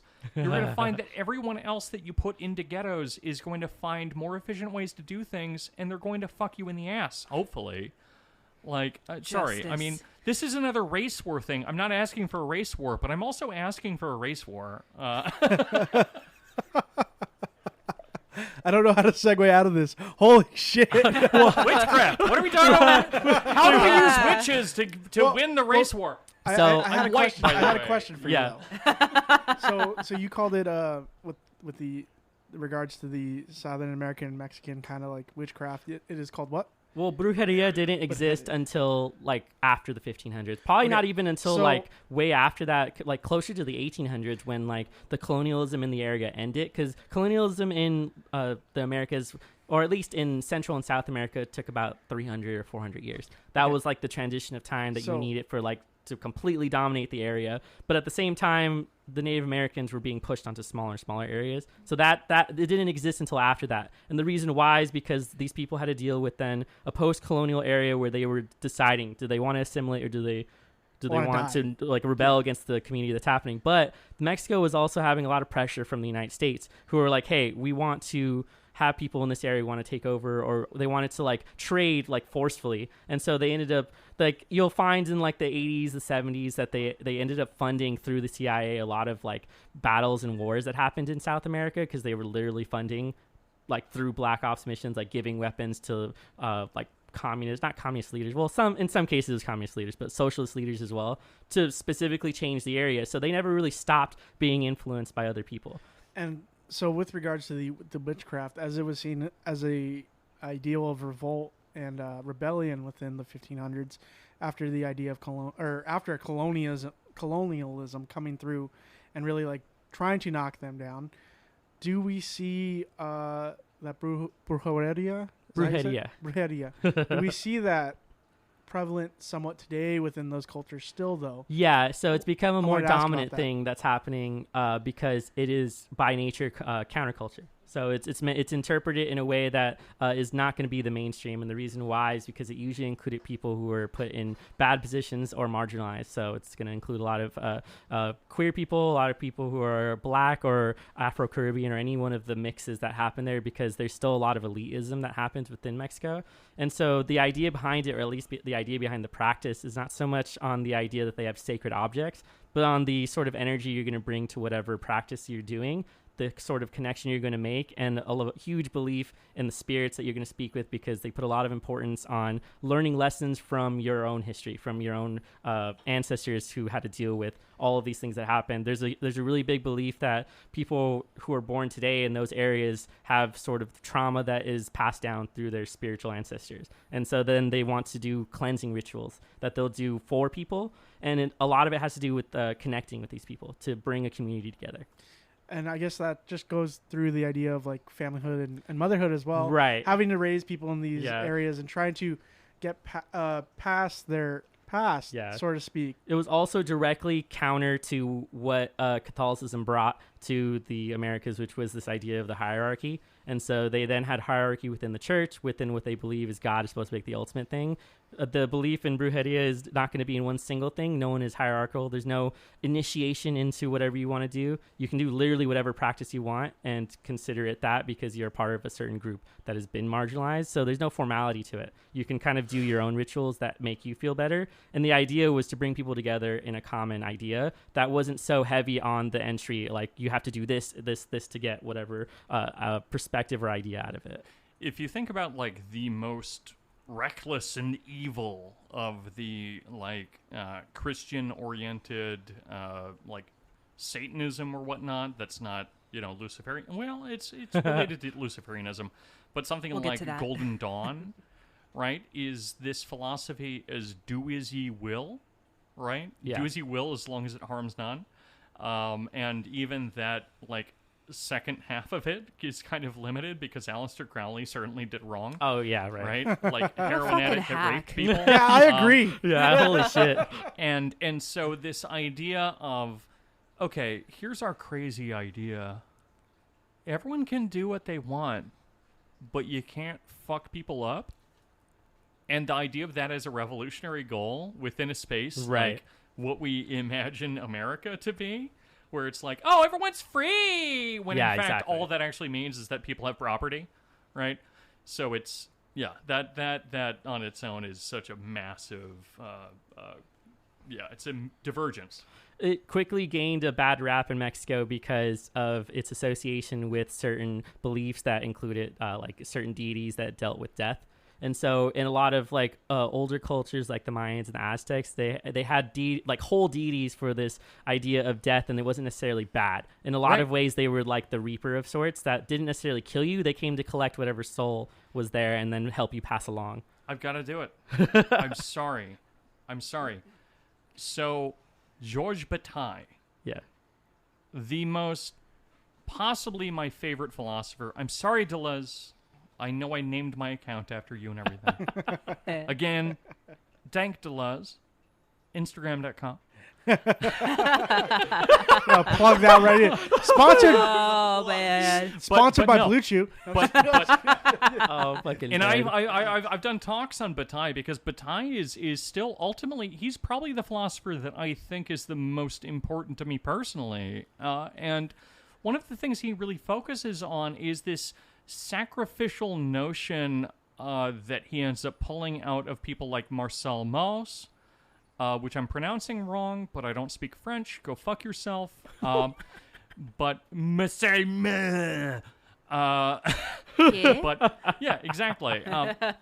But this idea of sacrifice as a way to gain something, sacrifice as a way to extend beyond something, and the most simple way that I can describe this, and this is again westernized and through Bataille, who is again a Frenchman in the 20th century, but he's inspired by the Aztecs and whatnot. I'm running out of breath because I'm hoping that I die while describing this as a sacrifice to the acephalic god, is that we become so much part of something that we give up that we become part of the universe as a whole. And the idea is that the world exists in this sense of immanence, right? Where a tiger exists in the world as water exists within water, right? A tiger hunts a deer because it's simply part of this motion, right? And human beings separate themselves from it, and we invent this idea of transcendence where we're separate from it, but that is, in the end, total fallacy, right? And so we have to try to find a way to reintegrate ourselves into this constant motion of becoming part of the world, part of that immanent world, to become water and water, where we need to sacrifice ourselves and sacrifice one another in order to become part of this ever-moving stream of reality, which is part of what the Aztecs did, right? Where the sun is the thing that gives you all of the power in the universe, right? The sun gives the life to the earth. And so you have to fucking pull people's hearts out of their bodies and strip their skin off of their bones in order to give to the sun, because it deserves something back, right? Because we all need to be part of this ever-moving flow of everything to everything else. And that's my Bataille thing. If you want to check it out, go to, whatever. Fuck it. I don't care. Well, like you mentioned, it's tied directly to the belief system of this idea that the sun was giving them a lot of vitality. And a lot of the vitality was connected with blood, which then connected to why they wanted to remove the heart from somebody. And in most cases, they were doing this with their enemies. So what they would do is if they were warring with someone who was nearby, they'd kill someone, take their leader, take them to the top of the steps, rip out their heart, and then toss their body down. And then once they would get the blood out of the heart, take off the head, throw that down the steps. And in that way, they were thinking of, well, we're getting all the vitality from this person that is now feeding into us. Of course, it's brutal. It ends up being one of the most violent things you might hear about. But it was because they had that belief system, like you mentioned, where they were trying to get the vitality to go cyclically through them and then through the area that they were living in. And you play sports with the head as well, They right? totally did. It's extremely brutal. Honestly, and it's one really of the most cyclical. badass. I'm not gonna lie, that sounds badass as shit. Like It's you so just cool. murdered this other tribe. You're like, fuck these people. I'm about to play fucking Soccer? this hip soccer game with their fucking head, and they do that shit. Like, what the fuck? But I feel like we generally think of that as an insult. Oh, Right? totally, yeah. And I think there's a little bit of that, I think there is. But generally speaking, it's this reintegration, I think, that matters more than anything else. Right. And if you want to, again, I mean, I didn't want to plug this necessarily, so sorry that I do that joke all the time, but now I'm doing it for real. But if you go onto the Patreon, this is for free. This is not paid or anything. If you go onto patreon.com/Truncata, Truncata, and look for the UCU, the Utrecht talk, I give a whole explanation of Bataille and the way that sacrifice works versus our common Western metaphysics, and the way that that kind of functions. And I think that that is important. But entirely free. Just go to that webpage and just search for it. So is Apocalyptico, is that a documentary? I'm so mad because I wanted to hate it. I wanted to hate it because it's Mel Gibson and he's like a fucking freak. And but it's like it's pretty accurate as far as like what happened during that time period and like the idea. I think what it is it's extreme in the violence that occurred because the violence thing was not an everyday thing in the culture. They did have warring times when they would fight other tribes that were near them, but they didn't completely dominate these other people. They would fight, people would die, and then they would leave them alone because then the feud was considered done when blood was spilt. I mean, that's also something that happens with violence as it is, right? Like, if you look at all the world wars, how many of those countries stopped existing? Right. Almost none of them. Yeah, except exactly. for World War I. Like, we had some evaporations that happened there, but they just became new countries that we see now, which, of course, is always going to happen when you have an evaporation. But it's... When people think about violence, they like to imagine it as an utter annihilation of something. Right. And the fact is that there's no such thing.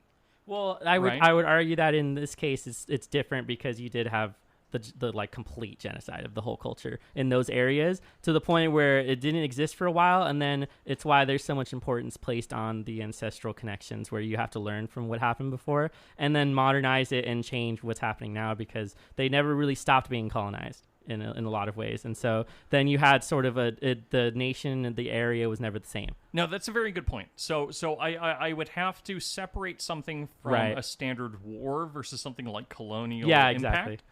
Because the way that those things are different, I mean, you already delineated it to some degree, but the way that they would be different in my own mind is that in a war, you simply have people fighting until someone gives up, right? Yeah. Whereas in colonialism, you have someone fighting or not fighting until they're erased. Well, what's wild is that which is not how war usually works. Well, in this case, what's crazy to me is that you can credit like 3 people, like 3 or 4 people, like Spanish conquistadors with the whole and they're undertaking. All rapists for some they reason. Were all Weird. like I don't know where they found these dudes, but like literally dealing with Cortez, Pizarro, like these dudes, they didn't want to show up and take over a little area. They showed up there to kill every single person they came across, and they did it. They actually were able to do it for these areas, and it's nuts that they were able to kill this many people in a short amount of time, and then they went back, and people were like, you're fucking great. Like, they had no repercussions for it. If you want to build the next Amazon, all you have to do is you have to find people with tiny dicks that have made super horrible fails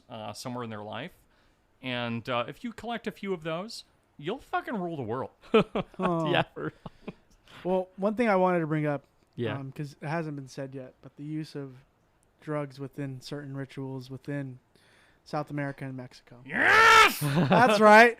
That's right. We're going to that fucking area. Things that naturally grew in the area, I should point out. Yeah, absolutely. Plant medicine. Yes. Plant medicine, as they say. What many people would consider plant medicine and natural resources that you would end up using in these moments. I will say one of the most humbling things that I saw was there's a show on Vice called Hamilton's Pharmacopoeia, and they go through Mexico and certain areas of the South America to take ayahuasca at certain camps and places. A lot of these people are taking them to deal with the loss of loved ones, and it has been a ritual for centuries within these areas. But now it's getting more popular, and especially in Arizona now with the decline of the western desert toad that excludes the 5-DMT dimethyltryptamine. People are trying to synthesize it, but back then they were using plants, and one of them was the use of ayahuasca. And it's a very humbling thing to see because, in a sense, a lot of those shamans are gain shamanistic priorities and the name of shaman through doing rituals for certain people within their communities, helping the old lady deal with her husband dying, helping a child go through nightmares within their sleep of demons falling through in their head. Certain things like that they go through, and they give this sort of holistic medicine. This is similar to just all kinds of witchcraft because the idea of plant energy or plant medicine is prevalent throughout many cultures. The humble part I have to say about this was the man in the episode was describing to a shaman, how do I know if I am a shaman? And the shaman in Spanish says, well, a shaman is just an entryway for information to another person, whether that be orally, through ritual, or through written language.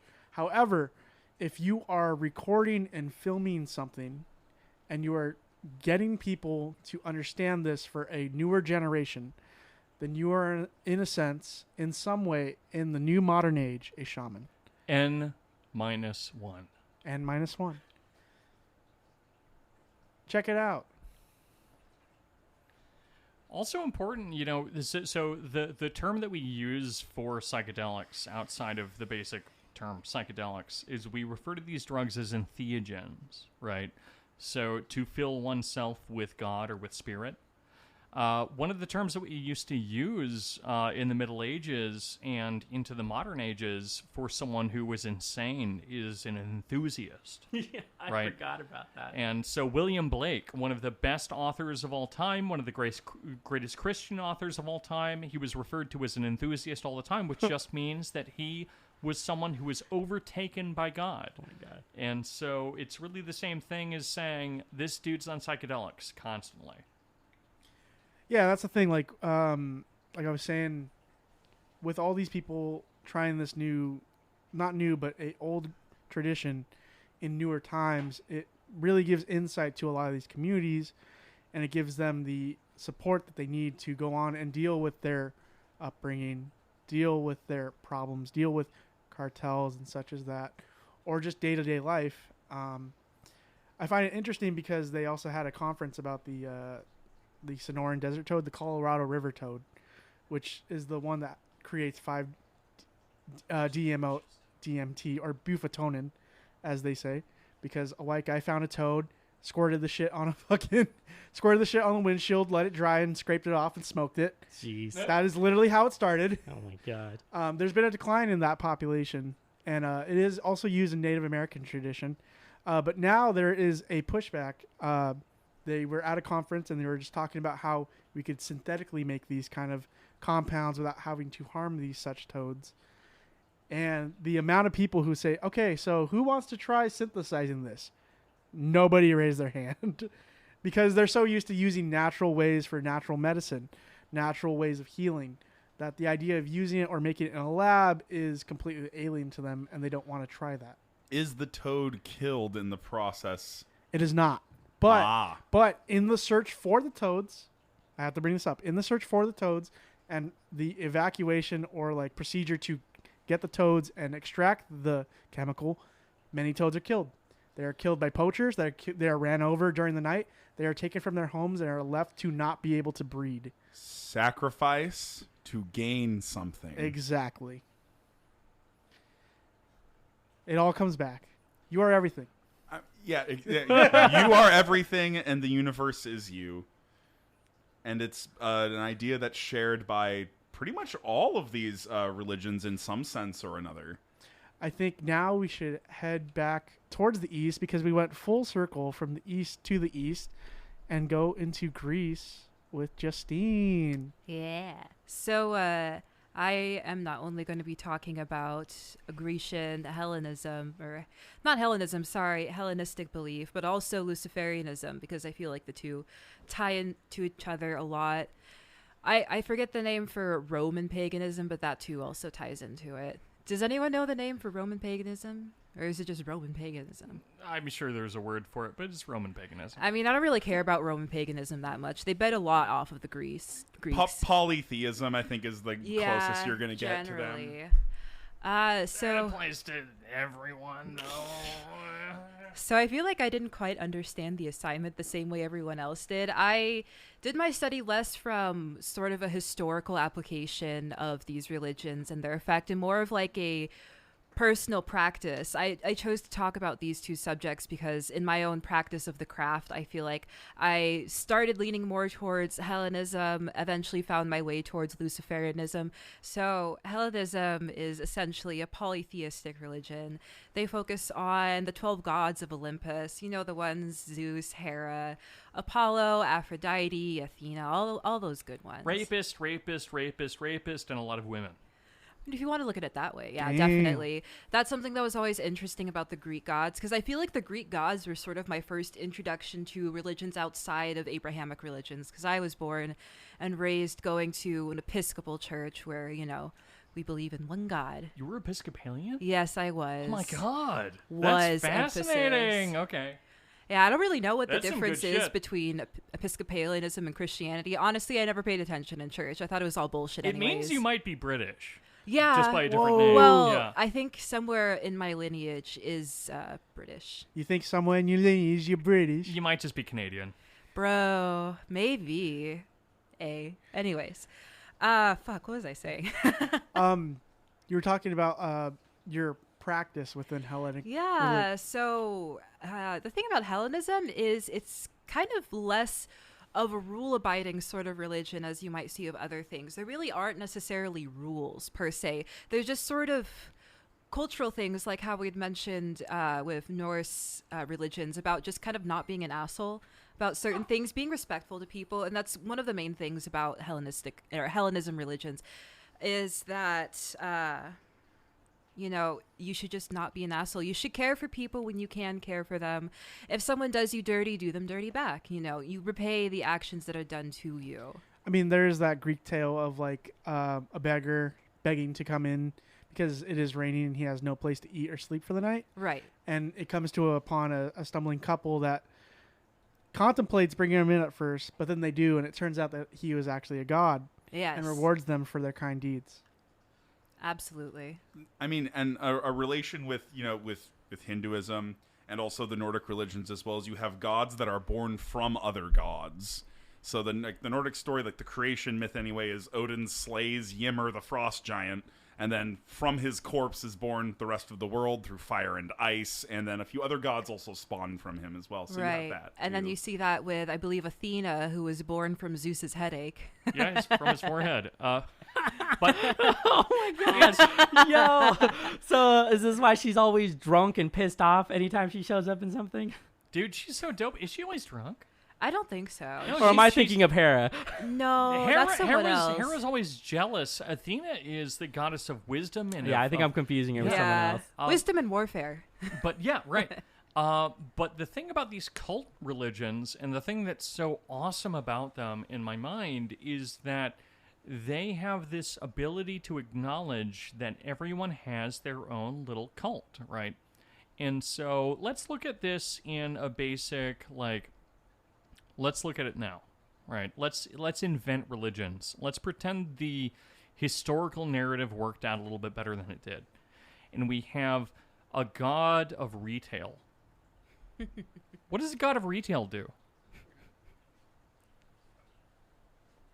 The god of retail makes sure that you face before customers come into the store. No. Well, maybe. I mean, but why? But why? The god of retail perhaps would bestow upon you like economic intelligence, the ability to put on a good smiling face so you can sell whatever it is you're selling. Nah, Yeah, they just the wanted god to- of retail would be appealing because I feel essentially Right. retail is what is most appealing to your eye when you walk into the store. The god of retail knows how to be appealing, but knows how to defend itself, right? If you think about someone who works at a restaurant, let's say, right? Like, those are the people, I think, that have their own gods, whether they decide to delineate it or not. The people that work in restaurants absolutely have their own cultic gods, right? So the god of the cooks is going to be very different from the god of the front end. It's going to be very different from the god of the person that is buying the food, right? And so the way that a lot of these cultures built themselves before we fucked it up with one god that decided to smooth everything out, which did not smooth anything out, by the way. Definitely not. Made it so that you had the god of the retail employee who says, yes, I am a little tricky. I am permitted to be tricky, and I'm permitted to be attractive, and I am permitted to be capable of maneuvering in a certain way. Kind of an Athenian god in a certain way. And then you have the gods of the forge, right? You have the gods of the kitchen who are able to produce and work with fire and produce something in a way that's violent and kind of gnarly and all of that. And they produce their jobs in a way that is entirely beneficial to them, and they just follow that, and it's beautiful. And then you have the gods of the asshole that walks in and says, why isn't anyone paying attention to me? Which is Zeus. But Dorian, what of the god of the dishwashers? Yes! Absolutely! The god of the dishwasher is the Diluvian god. He's the god that washes everything away and says, next time by fire. I like that you bring this up, though, of course in an interesting way. But something that's really emphasized in polytheism is that there's so many fucking gods that you could worship. You can't worship all of them, at least not equally. And so essentially what people do who are polytheistic is they tend to gravitate towards the gods which are associated with what they do. Say, if you're a forge master, you would worship gods that are related to the forge. I personally, one of the Greek muses that I like to work with is Terpsichore, which is goddess of song and dance. Obviously, because I study dance as, university student. So I find a lot of good association with that. And it goes the same for any sort of other religion that's polytheistic. You find what resonates with you the most, and those are the gods you follow. N-1. What up, Hephaestus? So I was gonna bring in some Hinduism here for just a moment. I know, right? But you have Shiva, who is the god of wilds, natures, and creation from destruction, but was also the god of dance. And so you have this kind of idea of breaking down to create. So in a sense, you could say, and as a dancer, you may be able to confirm this, is that you sort of break down your own body in order to produce something beautiful. Damn, where was that? True. Where was that in the Black Swan episode? Yeah. Shit. But anybody who is a dancer knows that in order to reach a certain level in your skill, it takes a lot of sweat and a lot of pain. Getting your feet to point in a certain way, getting your legs to reach a certain height. It's a very painful and tedious process, but it's ultimately very rewarding in the end. So I work 2 jobs, right, more or less. One side of my work is that I am in, I'm sorry, I need to apologize, I need you to forgive me, but I work in marketing. Oh, fuck, man. The other end is that I teach people how to write poetry. Right? And the lesson for either end is totally oppositional. But they have the same goal, right? One side of it says, I need to tell the people what they want to hear all the fucking time until I'm gone. And the other side says, I need to tell people what they feel but don't want to know all the fucking time. And then they find this place at the end where they meet together, where everyone's communicating. And the thing is that fits perfectly into this ideal of everyone working by their own polytheistic gods, right? You have the god of marketing, you have the god of poetry, and they hate each other, but they lead to the same place, right? And this is ideally how everything ends up working in these systems, where everything ultimately leads to Zeus or to, Nereus or whatever, right? But everything leads to a space, again, like what Mitch was saying, everything leads to this space that was predetermined, but everything is based upon your own kind of free will and your own fate weaving on its own. I dig that. I dig that a lot. So that makes me think about one thing in particular that I found associated with Hellenism as well as Luciferianism is sort of the goals of the religion and what these deities will bring to you. I feel like with a lot of other religions, sort of the goal is enlightenment, some sort of spiritual enlightenment, which is awesome. And in this case, with Hellenism as well as Luciferianism, the goal is essentially gnosis, which is knowledge of certain things. So the emphasis for a lot of these is teaching things like the arts and the sciences, mathematics. That was something I always sort of admired more about these religions. As growing up in sort of this Abrahamic religion, I never really knew exactly what the end goal of Abrahamic religions was supposed to be, just to be a firm worshiper of God, I guess, a devout worshiper. But the thing about these religions is they focus less on worshiping the gods. Well, it depends on what sort of sect you are within these religions, because there's, of course, a bunch of subcultures and whatnot. But their relationship to deities is less of a worshiping relationship, of more of like a relationship that you would have with that of a mentor or a teacher. So it's less of do the right thing because you'll get into heaven, and also before you get to heaven, make more people who will also try to get into heaven.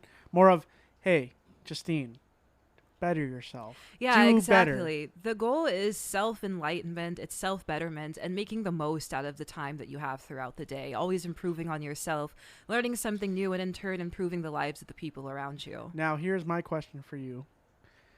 Through someone who, with these polytheistic ideals, even if as someone that you channel a certain god through Greek origin, someone who doesn't, say if they are just, like Dorian says, the marketer or the pencil maker or the poetry person. I can't give a good example. The poet. Oh, why? Thank you. Sorry, I'm a poet. I know that word. See, they dig deep into themselves and they go through on this venture of knowledge. Within those lessons, even if they aren't channeling a god, are they still participating in those sort of rituals, would you say? Yeah. I mean, you don't have to follow a deity in order to be a part of these ideologies. That's essentially what these are. They're ideological practices. They're ways of life. And they are commonly associated with these religions, but they aren't exclusive to the religions. You can be someone that follows gnosis without devoting yourself to anything in particular. I think that's a very important thing to understand. What you will do for yourself, the gods will do for you. Mm-hmm. In a sense, it's like a key way of looking at it that way. Snaps all around. Yeah. So something else I wanted to talk about is the way in which people might give their devotion or admiration to these gods. We were talking a little bit before the podcast started about magic, and that I think Dorian said in the beginning that magic was sort of feared because people saw it as creating something out of nothing. But in this sense, I feel like the way I understand my magical practices is that you're sort of converting one thing into another thing. When you go to work with a deity, you have to think about it as you're going to a friend. If you're asking your friend for favors all the time and not doing anything back, eventually they're going to get kind of pissed off and probably not put in the same work for you anymore. And so the same thing goes when you're working with deities, is you have to give them something in order for them to give something back to you. And that could be anything. Some people will give actual physical offerings of things like food, tobacco, spirits, and other cases. And the ways that I tend to work with deities more is doing certain things, like for Terpsichore, to get some sort of gnosis from her, I give her my sweat. So I put in hard work towards something, and in the sweat I am returned with more advancement of what I'm doing.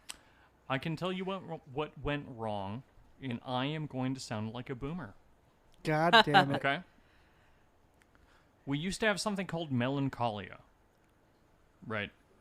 Melancholia, if you want to break it down etymologically, simply means black bile. Right. Black bile, melon, which leads us to melanin. Cholia, which leads us to colic, which is the sickness that children have when they can't stop crying. The bile sickness, when they have too much bile and not enough blood. Melancholia occurs when you have pain which occurs again and again and again, and you can't mitigate it. Right? It's an alchemical problem. Whereas in alchemy, when you look at it in the most basic way, it takes something like a melancholic space and it turns into something which is easy to be transmuted, right? The way that they generally look at it, and you can look at this old woodcutting, Melancholia I, and you see a lot of hints towards it in that, but it leads towards this idea within alchemy of being the alchemy of... God, I'm forgetting the term now. It's when something... We generally think of it as a term when something rots away... it's not petrify, it's when something putrefies. Thank you! Good man. Mitch figured that out for us. So putrefaction also means to turn something into a black goo. Something into a goo that can be turned into anything. Melancholia and putrefaction ultimately mean the same thing. Where if you experience a pain... you can revitalize that as a new way of experiencing and producing wealth and capacity from something previous. Of course, this is extremely complicated by something like fucking, this nightmare world that we live in that is extremely, colonialist and sexist and, places people in different kind of hierarchies. But generally speaking, you can take this melancholic feeling and have it returned to you again and again with some kind of rewards. And that is ultimately what a lot of witchcraft is, right? It's this sense of, oh, God, I feel terrible because something terrible has happened. How do I turn that into something else, right? How do I putrefy that? How does melancholy return to me? Because melancholy always returns. Transmutation. I'm just thinking about what you said about how you give sweat to that person, or to that deity. Terpsichore.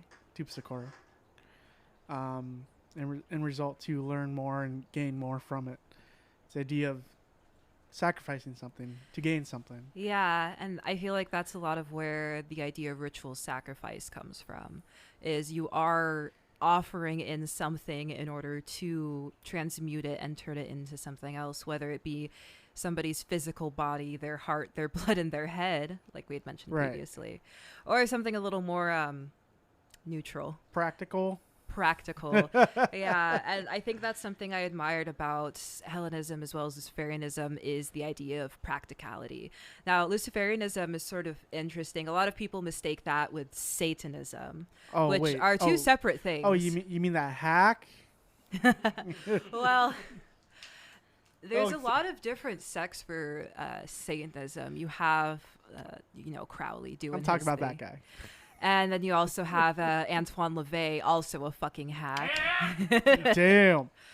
With Satanism, their focus, they do see Satan. Well, it depends, actually. The current Church of Satan sees Satan more as like a philosophical concept rather than an actual deity that they worship. He's like a libertarian angel. Pretty much. Damn. And LaVeyan Satanism, I don't know too much about it in particular, but I know their appeal is a little more materialistic. There isn't... Honestly, I'm sorry. I'm sorry to all LaVeyans out there, and I'm kind of not also. There isn't much to know. Yeah, honestly, sort of the principles of Satanism is do what thou wilt. That's about it. As long as it technically doesn't harm any, except for when they step on your toes, then you can kind of do it, and it's all fucking thing. Yeah, versus Luciferianism, it worships more, it not really worships, but it appreciates a larger pantheon of deities. You have these deities of the Goetia, which Goetia, I believe, is a Hebrew word for sorcerer, which is a term that came from specifically the sorcerer Solomon, King Solomon. Lesser Key of Solomon, you probably heard those things before. who was a Jewish king and also sorcerer who commanded the demons, per se. Now, Luciferianism, yes, the pantheon of Goetia is demons. You have demons like Lucifer, Azazel, Beelzebub, Asmodeus, all those good guys. And honestly, they're pretty interesting when you really look into them. There's a lot of bad rep around demons because, religion as far as Christianity and Catholicism go paint them as being sort of the bad guys, but Luciferianism teaches that there is no good or bad, there simply is, and it really is a detention of your will and your intentions behind that. Also, Song of Solomon, horniest book you've ever read. Yeah, Solomon's kind of an asshole. It's kind of like with all these intersections that, depending on geography and culture and ideas, that majority of these religions and rituals ultimately believe in the same thing. Do what you will, live your life, venture and explore, but try not to harm in your way while you learn. And I think that is like ultimately what the goal is with all of these areas. And that's, I mean, we haven't touched every single area. Yeah. But I'm pretty sure the ideas are pretty much set in stone for all of these. Right. So hear me out. This might be crazy.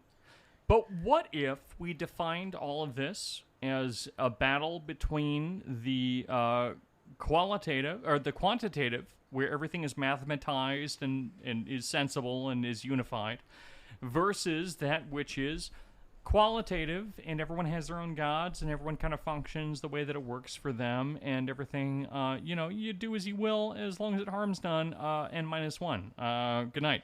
I love you. Please take your meds. I'm just kidding. Yeah, please, you're taking your medicine. Please take mine, too. You share it with your friend.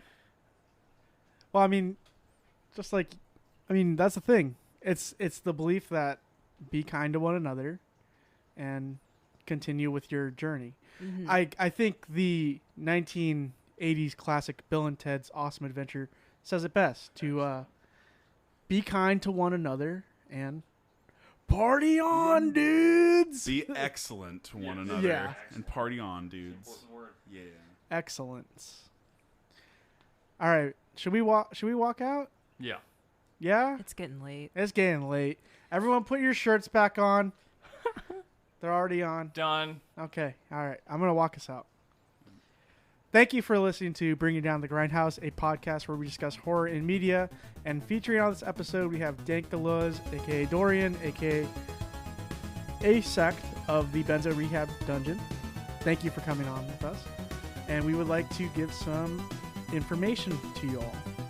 We have our Patreon, which you can subscribe to for $2 a month. You could recommend us a piece of horror media to cover on our episodes.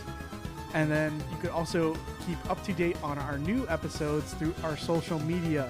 We have the Instagrams, the Twitters, and the Facebooks. Also, we have our Teespring, where you could buy merch as well as shirts and hats. So check that out. If you've endured with us throughout this incredibly long episode, we thank you, and we love you, and I'm sure we'll be back to analyzing movies soon enough.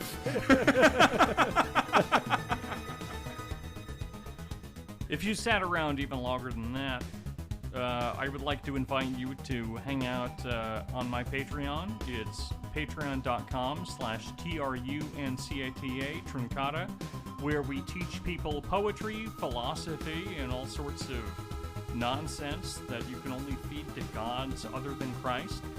And, I don't know, go fuck yourself. Check out Benzo Rehab Dungeon. I don't know, share your medicine, eat my ass. All right, guys. Hey, Mitch. I love you. Did you talk to Candace recently? No, who's Candace? Candace dick fit in your mouth. All right, John, cut the episode. Cut it. I knew it was going there. A bunch of fucking degenerates. Goodbye. Hey, I'm Mitch. I'm Mer. I'm Justine. I'm Jonathan. I'm a pig person. Thank you.